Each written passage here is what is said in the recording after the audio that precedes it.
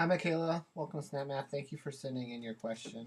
So what we're doing is we want to find the derivatives of these functions g of f and these composites and all these different ones that they've given us.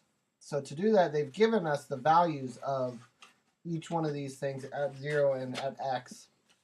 So the value of f, the value of g, the value of the derivative of f, and the value of the derivative of g at 0 and 1. So to do this, all this is going to be is 6 times the derivative of g at x, or at 1, plus the derivative of f at 1.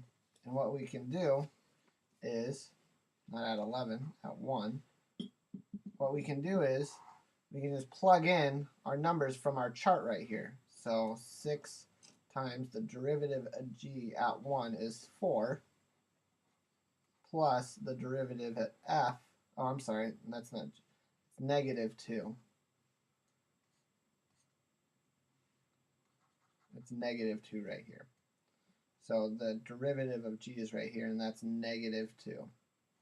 Okay? And then we're going to plug in the derivative of f at 1 is going to be 3.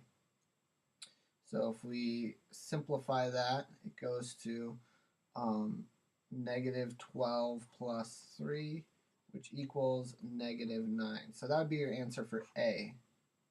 And hopefully you'll begin to see the pattern of this. So here we have two functions multiplied by each other. So we're going to use the product rule for the derivative. So it's going to be the derivative of the first one, and we're actually going to take it at 0, the derivative of f at 0, times g of x at 0, plus the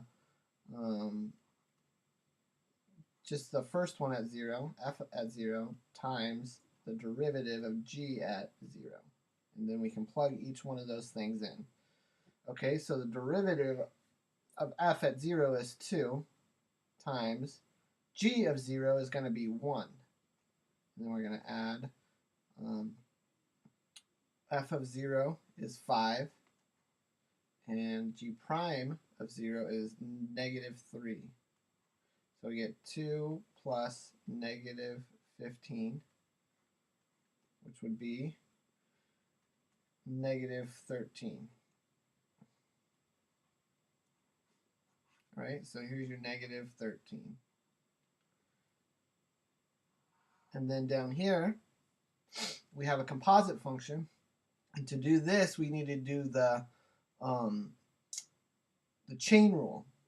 So what the chain rule says is we take the derivative of the outside function, which is f, so the derivative of f, and it's still going to be a composite function. We're still going to have g inside, but it's going to stay the same. It's going to stay as that function, and g of, I think we're g of 0, and then we're going to times it by, we're going to multiply it by the derivative of 0, and we're going to do it at 0, or the derivative of g at 0, because this is at right here.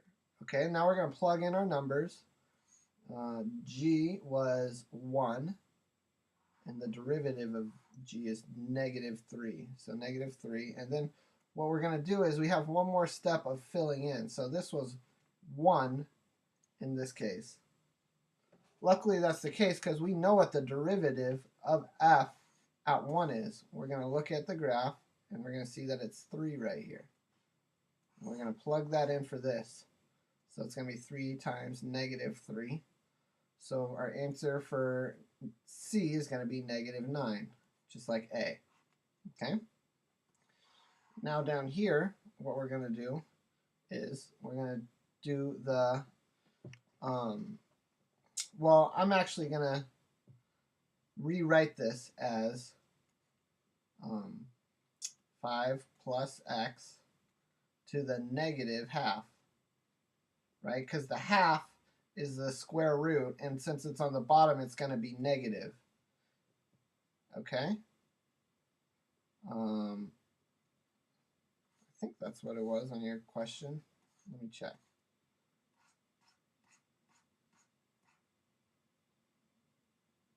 oh, 5f of, it's not plus, it's f of x. So this is still the same thing. What I'm going to do is I'm going to use the chain rule. So I'm going to bring down the negative 2. The inside's going to stay the same, 5f of, and we're going to use 1 right here, f of 1. And then it's going to be to the negative 3 halves. And we're going to multiply that by the derivative of the inside, which is going to be 5 f of 1. Okay, now we're going to plug in our numbers here. So f of 1 is 5, and the derivative of f is going to be 3. So f of 1 is 5, so what we get is 1/2, and then 5 times 5 in here to the negative 3 halves times, and this was 3. Let me just check one more time. Yeah, it was 3. So what we get here is 25, but I'm going to take the square root of that. The 2 is the square root, so it's just going to be 5 to the negative 3rd. So it's going to be, I'm going to put 5 to the 3rd on the bottom. And then we have 5 times 2, and it's a negative, times 3. So this cancels out. This is with that. So what we get is negative 3 over 2 times 5 squared, which we're going to get negative 3 over 50. And that's going to be your answer right there for D. All right? Thank you for sending in your question, Michaela, and we look forward to answering more of your questions in the future. Have a good night.